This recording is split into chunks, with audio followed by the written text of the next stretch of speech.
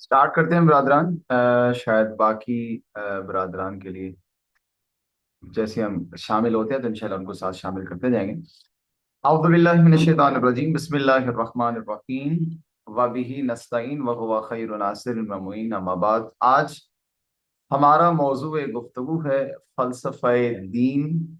दीन के मुतालिक बेसिक हकीकत के दीन है किस लिए, दीन की क्यों ज़रूरत है, और दीन हमारी किस दर्द का इलाज है, और दीन क्यों जरूरत पड़ती है।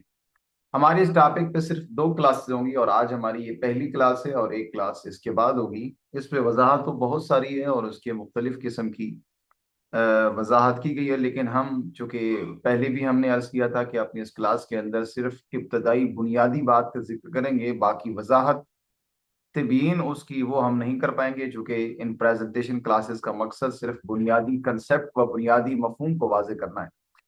आइए आज की इस क्लास में हम फलसफे दीन के हवाले से गुफ्तगू करते हैं कि खुद फलसफा दीन किस हकीकत का नाम है, दीन किस रूह का नाम है, दीन किस आइडियोलॉजी का नाम है, ताकि हम इस दीन के मुताबिक अपनी जिंदगी गुजार सकें। दीन के मुतालिक बहुत सारे सवाल पैदा होते हैं और सबसे पहला सवाल कि भाई आखिर ये दीन किस दर्द का इलाज, किस काम आता है ये।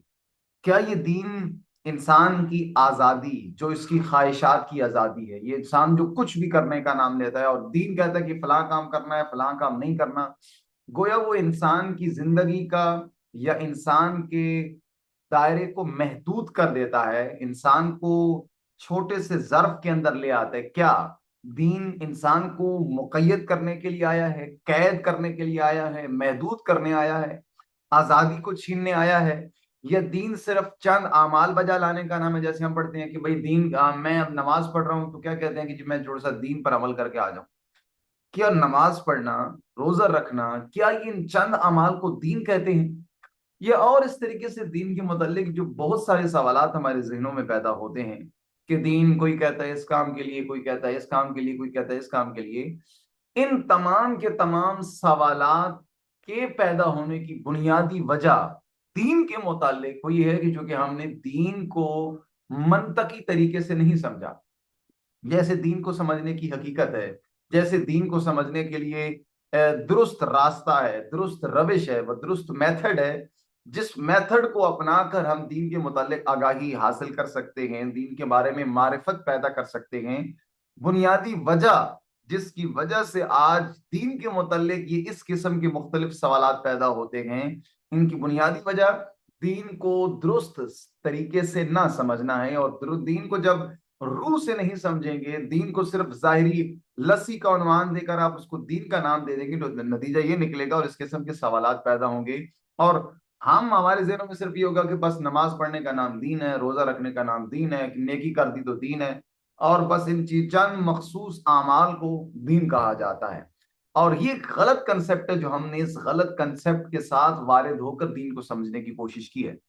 अभी हमारी जो 20-25 मिनट की क्लास है, इसके अंदर मैं आपके सामने कुछ ऐसे नमूने बयान करना चाहूंगा कि ऐसे दीन के नमूने और दीनदारी के नमूने। आज हमारी इस क्लास के अंदर सिर्फ दो किस्म के कंसेप्ट बयान होंगे।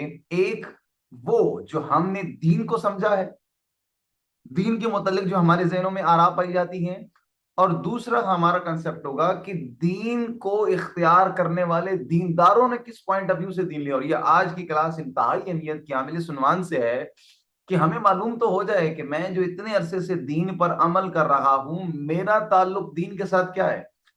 अगर मेरा ताल्लुक दीन के साथ, अगर आज की इस क्लास में हम वाजे कर पाए, कोशिश कर पाए, तो बाकी जो दीन से हमने तखमीने लगा लिए हैं कि मैं ये भी कर लूं, वो भी कर लूं, वो भी कर लूं, मेरी दुआएं भी कबूल हो जाएं, मेरी सारी मुश्किलात भी हल हो जाएं, मेरा जिंदगी जीना मरना सब आसान हो जाए, तो इस एक बात के साथ हम सबसे पहले इस बात को हल करने की कोशिश करते हैं कि भाई मेरा राब्ता दीन के साथ किस पॉइंट ऑफ व्यू से है, किस एंगल से है। क्या वही एंगल है जो कुरान ने मुकर्रर किया है, जो खुदा मुताल की जात ने मुकर्रर किया है, जो रसूल दो आलम व अइम्मा अहले बैत अलैहिस्सलाम ने मुकर्रर किया है, या मेरा अपना बनाया हुआ क्राइटेरिया है। मेरे अपने बनाए हुए गैर मंतकी क्राइटेरियो में से मैं आपके सामने कुछ ही वजाहत करना चाहता हूं। ये तीन किस्म के वो क्राइटेरिया दीन के बारे में या कंसेप्ट है जो हमने खुद बना रखा है। पहला कंसेप्ट दीन के बारे में गैर मंतकी जो राय हम सब ने कायम कर रखी है, वो क्या है? कि दीन नाम है सिर्फ और सिर्फ एक तोशे आखिरत। हदीस भी है कि आज दुनिया मजरातुल आखिरा की, दुनिया क्या है, आखिरत की खेती है। यानी बस हमने क्या करना है कि इस दुनिया में जो कुछ करना है इसका सिला आपको 0.5% भी दुनिया में नहीं मिलना, कुछ भी आपको सिला नहीं मिलना, सिर्फ ये है कि आपने आखिरत में जाना है। दूसरा कंसेप्ट क्या है? दूसरा कंसेप्ट ये है कि नहीं, कुदरती आफात से बचने के लिए एक तवहुमाती सोच। कुदरती आफात क्या है कि जो ऐसी कोई आफात नाजिल होती हैं तो बस उन आफात के नतीजे में एक गैर मरई ना नजर आने वाली ताकत उसके बैक फुट पे होती है, लिहाजा हमें उसकी पूजा करनी चाहिए, इबादत करनी चाहिए, उसको खुश रखना चाहिए, ताकि जो है वो हमारे ऊपर वो मुसीबत चल सके, और हमने इसका नाम रख दिया दीन। और तीसरा क्या है? तीसरा गैर इल्मी हकीकत का नाम हमने दीन रख दिया। आए जरा इन तीनों को खोल के बयान करने की कोशिश करते हैं। सबसे पहले पॉइंट ऑफ व्यू है कि दीन को महज सवाब समझना, कि दीन किसके लिए है, कि भाई मैं नमाजें पढ़ूं, रोजे रखूं, हज, ज़कात, अमर बिल मारूफ, नही अनिल मुनकर, ये सारे के सारे फरुआते दीन हो या उसूल दीन हो, मैं इन तमाम के तमाम कंसेप्ट पे अमल किस लिए कर रहा हूं? कि मुझे आखिरत में हुर्रे मिलनी, मुझे आखिरत में सवाब मिलना है। मैंने एक अमल करना है, मुझे 10 नेकियां मिलनी है। मैंने ये काम करना है, मुझे वहां पे 10 हुर्रे मिल जानी। और इस तरीके से वो जो हमारे एक खास दीन के ठेकेदारों ने एक तर्ज किस्म की बना दी है कि ये काम करोगे तो इतना सवाब है, ये काम करोगे इतना सवाब है, बस सवाब के चक्कर में हमें उलझा दिया, उस पेस्ट्री के चक्कर में। और दीन को सिर्फ बना दिया कि भाई दुनिया के साथ आपके दीन का कोई ताल्लुक नहीं, दुनिया सिर्फ एक जहमत है, आपकी मेहनत है, और सिला आपको आखिरत में मिलना है। और अगर ये कंसेप्ट, इसी कंसेप्ट की वजह से आज हम दीन से दूर हैं, अमली तौर पर आज हम इस कंसेप्ट पे जैसे दीन से दूर हैं कि भाई जब सिला इस दुनिया में मिलना नहीं है तो सिला तुम्हें आखिरत में जाके लेना है, तो इतना लंबा ट्राई पीरियड और इतना लंबा पीरियड गुजार के वहां जाना है, तो कुछ छक्का लग जाएगा, आखिर में किसी पीर का हाथ या दामन थाम लेंगे और वो जैसे पीर जहां जाएगा हमें भी जाए वो उसके पीछे पीछे। और पीरों से आगे बढ़कर आज हमने आइम्मा अहले बैत अलैहिस्सलाम से भी वही कंसेप्ट जोड़ लिया है कि जब बात आती है जन्नत की, तो हम क्या, हमारा नारा होता है कि जहां वो वहां हम। और जब बात आती है अमल की कि कुछ अमली तौर पे कुछ करना है, तो वहां पे हमारा जुमला होता है कि कहाँ वो और कहाँ हम, यानी उनकी उनका वो कहाँ और हम कहाँ, हम तो इस लेवल के नहीं है, हम तो घटिया नीच तरीन के जात के हैं जब अमली कुछ कामों की बारी आती है। लिहाजा हमने सिर्फ दीन को क्या समझ लिया, दीन को समझ एक सवाब कंसेप्ट, कि भाई सिर्फ दुनिया में नेकियों पे नेकियां किए जाओ और आखिरत में आपको जाओ सारा सजा में जो जजा मिलनी है सारी की सारी। इस एक कंसेप्ट की वजह बनी है कि आज लोग दीन से दूर हो चुके हैं, अमली तौर पर चंद एक आमाल बजा लाए जब मौका मौका मिलता है, बाकी दीन से दूरी। ये एक कंसेप्ट है दीन के बारे में हमारा जो ज़हन में पाया जाता है कि दीन सिर्फ एक नाम है सवाब का। दूसरा कंसेप्ट क्या है कि दीन यानी तवहुमाती कुदरत के कायल हो जाना। यानी क्या? यानी कि जब मुख्तलिफ किस्म की कुदरती आफात आती हैं, जैसे जलजिला आता है या इस तरीके से तूफान आते हैं या और इस किस्म की कोई खौफनाक किस्म का माहौल बनता है, तो हम अपने तवहुमाती बुनियाद पे एक नजर ना आने वाली ताकत, इन तमाम हवादिस के पीछे जो एक ताकत होती है, हम समझते हैं कि हम उस ताकत को खुश रखना चाहिए। कहीं ऐसे ना हो कि उस ताकत को हमने ना खुश रखा तो ये सजा हमें मिल जाए, ये जैसे फलां के घर में ये आफत आई है, मुसीबत आई है, हमें ना आ जाए, तौबा तौबा मुझे भी जो है ये काम करना चाहिए, उसकी इबादत करनी चाहिए, 2 रकत फलां रकत। हर एक एक अपना कंसेप्ट है। ये एक कंसेप्ट दीन के मुतल्लिक ही हमने बना लिया कि दीन नाम की कोई चीज नहीं है, और ये दीन मेरी दुनिया में किसी किस्म की जरूरत पूरी नहीं करता। मैं दुनिया में स्याह करूं सफेद करूं, मुझे कभी किसने ना रोका है ना टोका है, और मैं चुपके से कर रहा हूँ, किसी को मेरे ऐब का भी नहीं पता। तो दीन में किस लिए चंद नमाजें वगैरह और चंद घर में इस तरह की मजलिसें या प्रोग्रामात वगैरह करवा लेता हूँ, क्यों? ताकि अगर मेरे घर में कोई अनहोनी मुसीबत ना आए, एक गैर मर्ई ताकत जो इस किस्म की हवादिस को पैदा करती है, मुझे बस उसको खुश रखना है, जैसे भी हो, हलाल तरीके से हो, हराम तरीके से हो, जैसे भी हो। एक ये कंसेप्ट हमने दीन के मुतालिक बना रखा है। और तीसरा कंसेप्ट है दीन के मुतालिक यानी गैर इल्मी हकीकत। इसका अमली तौर पे कोई ताल्लुक नहीं है, इसका ताल्लुक है कि ये एक ज़हनी कंसेप्ट है। ज़हनी कंसेप्ट क्या है कि जब इंसान के सामने कुछ इल्मी हकायक, इल्मी उसूलों से, इल्मी मबानी से जब किसी चीज को हल करने की मैंने कोशिश की, और जब मैं उन चीजों को हल नहीं कर सका, तो एक गैर इल्मी तरीका इख्तियार क्या किया कि भाई बस अन्यवा कबूल कर दो, ये जैसा है स्या है सफेद है, चूंकि अब मुझे समझ नहीं आ रहा कुछ, तो ये है कि बस ये कुदरत की तरफ से है या उस गैर मरी ताकत की इसके पीछे बैकफुट पे है, लिहाजा मुझे जो है वो इसको कबूल कर लेना चाहिए। और इसका नाम हमने रख दिया है दीन। यानी दीन के सारे अमाल, नमाज की 2 रकअत क्यों है, 3 रकअत क्यों है, बस नहीं पता तो बस चल सो चल किए जाओ, इस गैर इल्मी हकीकत का नाम हमने दीन रख दिया। और ये दीन के 3 बेसिक कंसेप्ट हैं जो हमने अपने जहन में दीन के मुतालिक बना रखे हैं। और याद रखिएगा, ये जो दीन के मुतालिक 3 कंसेप्ट हैं, गैर मंतकी सोच एक, जिसका कोई क्राइटेरिया ना, और ये गलत क्राइटेरिया जो हमने दीन के बारे में बना रखा है। याद रखिएगा, आपका कंसेप्ट दीन के बारे में जैसा होगा, आपके नजदीक फलसफे दीन वही है। आपके नजदीक आपका ताल्लुक दीन के साथ वैसा है जैसा कंसेप्ट दीन के बारे में आपने अपने माइंड में बना रखा है। यानी दीन सवाब, सिर्फ सवाब। दीन यानी क्या? यानी दीन सिर्फ दुनिया के अंदर चंद एक अमाल बजा लाने का नाम। दीन यानी क्या? दीन यानी कि एक अल्लाह को खुश रखने का नाम, ताकि मेरे घर में किसी किस्म की मुसीबत तकलीफ वगैरह ना आए। दीन यानी क्या? दीन यानी कि बस चूंकि हमें कुछ हकायक का नहीं मालूम, इल्मी तरीके से हम इन हकायक को हल नहीं कर सकते, तो बस मन वन कबूल किए जाओ, इसके अलावा आपको कुछ करने का नहीं है।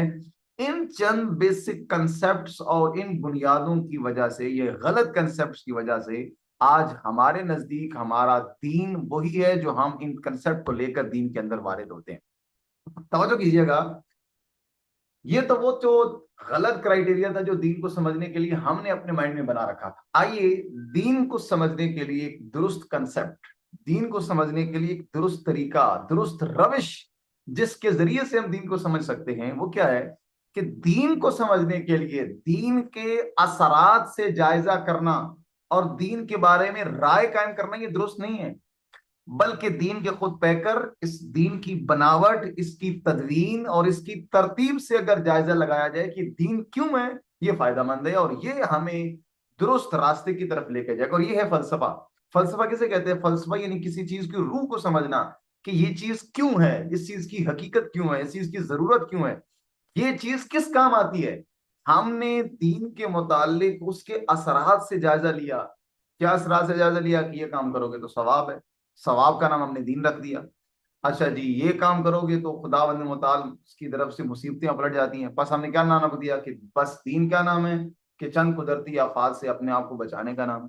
और इस तरीके से हमने चंद छोटे छोटे असरात को उठाकर दीन की जगह बैठा दिया, और वही हमने अपने जहन में दीन का फलसफा करार दे दिया। तवज्जो कीजिएगा, इस जुमले को, ये जुमला एक बहुत अहमियत का हामिल है। और ये जुमला सिर्फ यहाँ दीन के कंसेप्ट पे नहीं है, हर चीज के बारे में, हत्ता ताल्लुक, हत्ता दोस्ती, हत्ता रिश्तेदारी, किसी भी कंसेप्ट में हो, जब तक आप उसके असरात के गिर्द घूमते रहेंगे और किसी का जायजा लेते रहेंगे उसके असरात की वजह से, तो मुश्किल वहां खड़ी रहेगी। मेरे लिए इनफरादी मुश्किल है, मेरी मेरे लिए इज्तिमाई मुश्किल है। लेकिन अगर मैं फलसफी जहन अपने अंदर पैदा कर लूं, तो हर चीज मेरे सामने दुरुस्त हो जाएगी। अखलाक नतीजा होगा इस चीज का, हर चीज का पैमाना होगा। ये एक चीज, क्या चीज? कि अगर मैं किसी चीज को उसके असरात से जायजा लिए बगैर उसकी रूह को समझूं, उसकी तरतीब को समझूं, उसकी तदवीन को समझूं कि भाई ये चीज क्यों है, तो मैं उसके बारे में दुरुस्त राय कायम कर सकता हूं। अब मैं फर्ज कर, एक बिल्डिंग है, आप रोड पे गुजर रहे हैं, आपको एक बिल्डिंग नजर आ रही है। अब वो बिल्डिंग के बारे में आप पूछते हैं कि भाई ये बिल्डिंग किस चीज के बारे में है? अगर तो उसका जाहिरी हुलिया उस तीन बिल्डिंग के बारे में बता रहा होगा कि ये बिल्डिंग किस चीज की है। अगर उस बिल्डिंग के बाहर एक मेहराब निकला हुआ होगा या ऊपर जो है वो गुंबद बना हुआ होगा, तो आप क्या कहेंगे? ये बिल्डिंग किस चीज की है? मस्जिद की है। अच्छा, इसी तरीके से अगर आपने देखा कि एक खास बिल्डिंग बनी हुई है और उसके ऊपर मुख्तलिफ किस्म के बोर्ड या इस किस्म की दीगर चीजें, जिससे रियलिटी शो होता है कि ये हॉस्पिटल है, या इस तरीके से, और बस क्या, उस बिल्डिंग का पैकर, उस बिल्डिंग की खास तरतीब या उस बिल्डिंग का ढांचा आपको बता देता है कि ये चीज क्यों है, बिल्कुल एज इट इज। दीन के असरात से जायजा नहीं लगा सकते कि दीन क्या है, बल्कि दीन का खुद पैकर, इसकी तरतीब, इसकी बिल्डिंग का अंदाजा लगाएं और खुद दीन को पढ़कर हमें अंदाजा होगा कि दीन खुद किस चीज का नाम है और दीन खुद किस रियलिटी का नाम है। तवज्जो कीजिएगा, आए कौन सी रियलिटी है जिस नुक्ते को हम, जिस बेसिक नुक्ते को हम, हमारी मुश्किल ये होती है कि हम किसी चीज को हवा में रख कर सोचने और समझने की कोशिश करते हैं। इंशाल्लाह हमारे एक आगे आएगा, मौजू आएगा मौजू है विलायत फ़कीह में, छोटी सी एग्जांपल दे रहा हूँ। अब विलायत फ़कीह को अगर हम खुद समझने की कोशिश करें, हमें विलायत फ़कीह का कंसेप्ट समझ में नहीं आएगा। क्यों? क्योंकि विलायत फ़कीह खुद एक नीचे वाला कंसेप्ट है। किसका? हुकूमत इस्लामी का। हुकूमत इस्लामी नीचे वाला कंसेप्ट है हुकूमत का। बस पहले हमें हुकूमत के कंसेप्ट को समझने की जरूरत है, फिर हुकूमत इस्लामी की, और फिर हुकूमत इस्लामी के बाद विलायत फ़कीह की। हमें तब चीजें समझ में आ जाएंगी अगर हम हर चीज को अपनी जगह पे रख के देखें। अगर दीन को खुद अपनी जात में अगर दीन को समझने की कोशिश करें उसके असरात के जरिए से, तो दीन को नहीं समझ पाएंगे। दीन के पैकर को, रूह को समझने की जरूरत है। मैं यहाँ पे एक छोटी सी मिसाल दूंगा जो उस्ताद बुजुर्गवार ने अपने पुराने लेक्चर्स के अंदर दी थी, और उन्होंने एक बड़ी खूबसूरत मिसाल दी थी। वो कहते हैं कि फर्ज करें एक बंदा है, बैरून मुल्क से आया है आपके यहाँ कराची में, या लाहौर में या फैसलाबाद में, कराची की मिसाल देते हैं।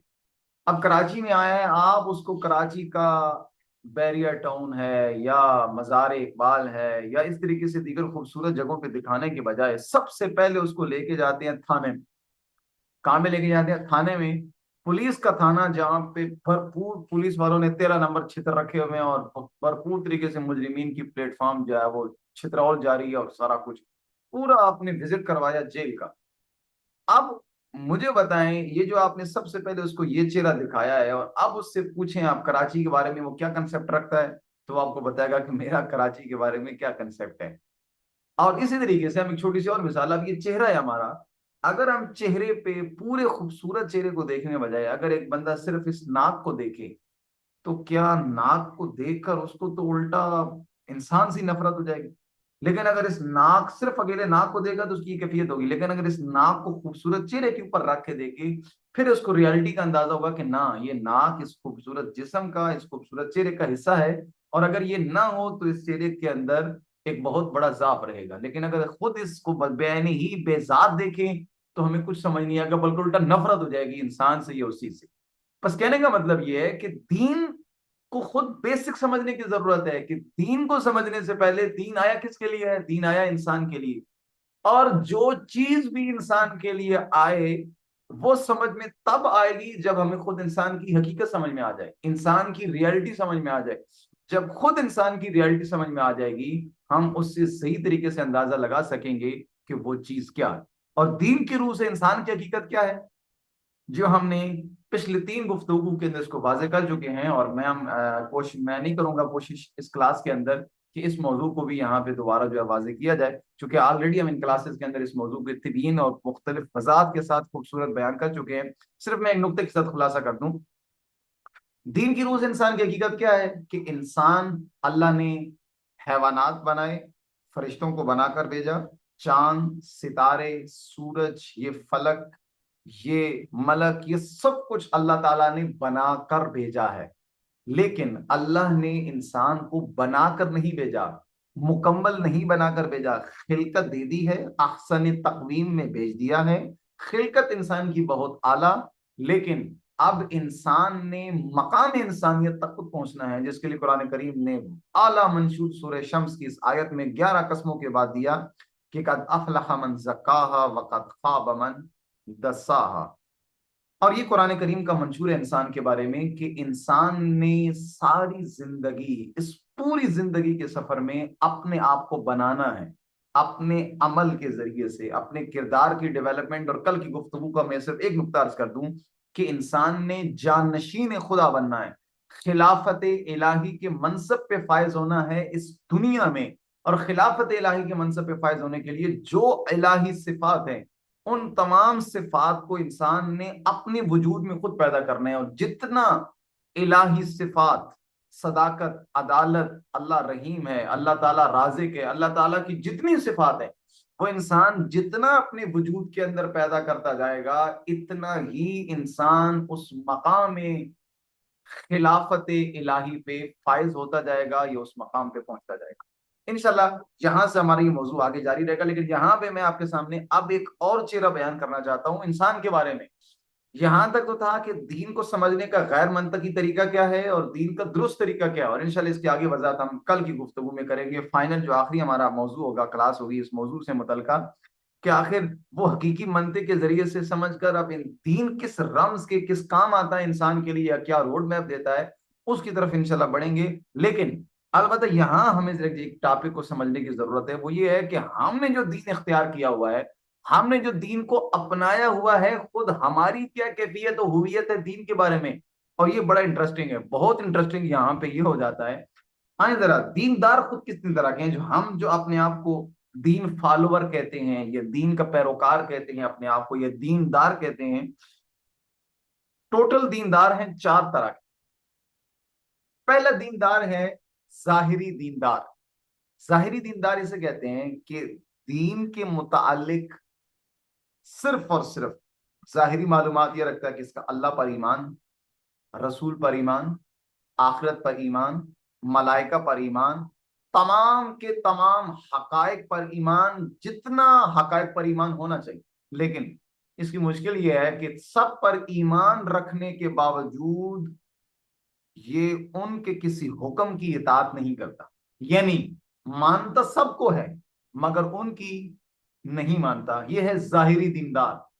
शनाख्ती कार्ड का मुसलमान, शनाख्ती कार्ड पे लिखवा दिया कि मैं मुसलमान हूं, लेकिन अमली तौर पर जर्रा बराबर भी ये मुसलमान नहीं। अब ये बयान करने का मकसद ये कि हम जरा अपने आप को इस तबकात के अंदर जरा ले आए कि मेरा ताल्लुक किस तबके के साथ है। ये पहला तबका है। दूसरा तबका है जिसको मैंने नाम दिया, ये नाम मेरे अब अपने हैं। अब वजाहत में जो है वो मैंने कोशिश की है कि ऐसे नाम हो कि जो इस पूरे मतलब को बयान कर रहे हो। दूसरा नाम है नफ्स का ताबेदार।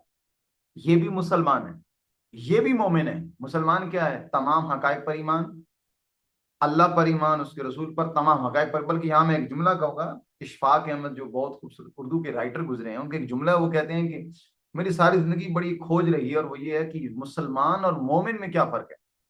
वो कहते हैं मुझे एक बुजुर्ग ने बताया कि मुसलमान वो होता है जो अल्लाह को, रसूल को और इन तमाम हकायक को मानता है, और मोमिन वो होता है जो इन तमाम हकायक को मानने के साथ साथ उनकी भी मानता है अमली तौर पर, वो होता है मोमिन। नफ्स का ताबेदार ये मुसलमान भी है, ये मोमिन भी है, यानी अल्लाह और उसके रसूल के अहकामात की इताअत भी करता है, लेकिन अल्लाह और उसके रसूल के अहकामात की इताअत नफ्स के उन्वान से करता है। नफ्स का ताबेदार है ये, अल्लाह और उसके रसूल का हकीकी तौर पर ताबेदार नहीं है। नफ्स का ताबेदार का क्या मतलब है? नफ्स का ताबेदार का मतलब ये कि इसको जब नफ्स कहता है कि ये काम बजा लाओ, तो मैं वो काम बजा लाता हूं, मैं वो दीनदारी या मैं वो दीन का अमल अंजाम देता हूं। लेकिन जब मेरा नफ्स कहता है कि भाई अब मेरा मूड नहीं है, या मुझसे उठा जाएगा, मुझसे जो है वो मुझे कोई कुर्बानी देनी पड़ेगी, तो यहां मैं उस अल्लाह के हुक्म को छोड़ देता हूँ। मैं एक छोटी सी एग्जांपल देता हूँ इसके लिए। अब मैं जोहर की भी नमाज पढ़ता हूँ, मगरिब और इशा की भी नमाज पढ़ता हूँ, फजर की नमाज मुझसे कजा हो जाती है। सवाल क्यों भाई? भाई इसलिए चूंकि जब मैं तो मुझे जाग नहीं आती, और जाग आ भी जाए तो मैं अपनी नींद कुर्बान करके कैसे याद मैं जो है वो नमाज पढ़ूं। इसका क्या मतलब क्या है? इसका मतलब ये है कि ये इंसान असल में खुदा का अब्द नहीं है, ये असल में अपने नफ्स का अब्द है। नफ्स ने कहा जोर और असर पढ़ो, मगरिब इशा पढ़ो, मैंने पढ़ ली। लेकिन जब बारी आती है फजर की, अब यहां असल है कि आप, इम्तिहान है कि आप अल्लाह के हुक्म के ताबेदार हैं या अपने नफ्स के हुक्म के ताबेदार हैं। तो यहां मैं किसकी इत्तिबा करता हूं? अपने नफ्स के कहने पे मैं जो है वो उस काम को अंजाम नहीं देता। ये सिर्फ एक मकाम पे नहीं है। आफ्ताब भी जरा इसको खत्म कीजिएगा जो आपने भी, लिहाजा ये एक मकाम पे नहीं है बल्कि हर मकाम पे हम अपनी साइकी अंदाजा लगाए ना कि मैं कितने कितने अमाल जो है वो अल्लाह ताला के हुक्म बजा ला के करता हूँ और किन को अपने नफ्स की इत्तिबा करता हूँ। तो अक्सर मेरे अमाल ऐसे हैं जिनको मैं अपने नफ्स का ही इत्तिबा की वजह से कबूल करता हूँ। यानी अल्लाह और उसके रसूल की मैं नहीं मानता। नफ्स मेरा कहता है, पसंद करता है कि यहाँ ये अमल करो तो मैं करता हूँ, जहां मेरा नफ्स कहता है कि यहाँ नहीं करो, मैं अवाम को नहीं करता हूँ। तीसरा दीनदार है मुआशरती दीनदार। ये शायद मैं खुद इस कैटेगरी में आता हूं या मुझ जैसे और इस कैटेगरी में आते हूँ। ये मुआशरती दीनदार कौन है? ये अल्लाह और उसके रसूल को, तमाम हकायक को मानता है, उनकी भी मानता है, नमाज पढ़ता है, रोजा रखता है, सारे कुछ करता है, लेकिन मुआशरती दीनदार। मुआशरती दीनदार क्या है? मुआशरती दीनदार ये है कि मुआशरे के सामने ये इज्जतदार बना हुआ है। मुआशरे के सामने दीनदार, मुआशरे के सामने दीनदार का मतलब क्या है? यानी वो काम मैं दीन के नाम पे बजा लाता हूं जो मुआशरे की निगाहों में मुझे इज्जत देते हैं। मुआशरे की निगाहों में जो काम मुझे इज्जत देते हैं मैं वो सारे के सारे काम अंजाम देता हूं। लेकिन जब मैं खलवत में आ जाता हूँ, तन्हाई में आ जाता हूँ, तो मुझसे बहुत सारे गुनाह भी हो जाते हैं। तो यहाँ मुझे मलाल भी हो तो जर्रा बराबर मलाल नहीं होता, या हो भी सही तो बहुत कम। जब मैं अल्लाह और उसके रसूल को, अगर मैं अल्लाह और उसके रसूल की इत्तिबा के उन्वान से मानूं तो दुरुस्त है। लेकिन ये ईमानदार या दीनदार सबसे बड़ा खतरनाक है, जो सिर्फ मुआशरे के लोगों के सामने दीनदार बना रहता है, लोगों के सामने अपने आप को दीनदार होने का ऐलान करता है, नमाज पढ़ता है, क्योंकि बाकी लोग देखते हैं, अगर मैं मस्जिद में ना गया तो लोग कहेंगे यार ये तो नमाजी नहीं है, या प्रोग्रामात में ना गया तो लोग कहेंगे यार ये तो अजीब बंदा है। लेकिन जब मैं तन्हाई में आता हूं तो असल मुझे मेरी दीनदारी का अंदाजा वहां होगा, और मैं दीनदारी में आकर मुझसे बहुत सारे गुनाह हो जाते हैं। बस मैं अल्लाह और उसके रसूल का अहकामात पर अमल करने वाला दीनदार नहीं हूं, बल्कि मैं मुआशरे की निगाहों में अपने आप को दीनदार बनाया हुआ है। अगर मैं अल्लाह और उसके रसूल का वाकई ताबेदार होता तो मेरी खलवत भी जो है वो दीनदारी से मुजय्यन होती। लेकिन मेरी खलवत भी दीनदारी नहीं है, तो बस ये कहा जा सकता है कि मेरी दीनदारी सिर्फ और सिर्फ लोगों को दिखाने के लिए और लोगों की नजरों में अपने आप को दीन बनाने के लिए है। और चौथा तबका है आखिरी, और वो है अकीदतमंद दीनदार। ये अकीदतमंद दीनदार जिसकी वजाहत हम कल की इंसान शनासी के आखिरी क्लास में कर चुके हैं। ये अकीदतमंद दीनदार कौन सा है? इसने दीन की माशरती लोगों की इज्जत, लोगों की निगाहों में मकाम बनाने के लिए, इज्जत बढ़ाने के लिए दीनदार नहीं है, नफ्स के ताबेदार के उन्वान से भी दीनदार नहीं है, जाहिरी दीनदार भी नहीं है, बल्कि अल्लाह के तमाम अहकामात को इसलिए उन पर अमल दरामद है चूंकि ये अल्लाह ने हुक्म दिया है। लेकिन मुश्किल ये है कि सिर्फ अकीदतमंद है, इसको हकीकत का नहीं पता कि ये जो दीन को मैंने फॉलो किया हुआ है, ये जो मैं नमाज पढ़ रहा हूँ, ये जो मैं रोजा रख रहा हूँ, ये जो मैं सारे के सारे अमाल बजा ला रहा हूँ, क्या मुझे ये किसी मकसद तक पहुंचाने के लिए है? और सवाल कि क्या अगर मकसद तक पहुंचाने के लिए हैं तो मुझे कैसे मालूम होगा कि मैं इस वक्त अपने किस मकसद, उस मकसद के कितने करीब पहुंच चुका हूं?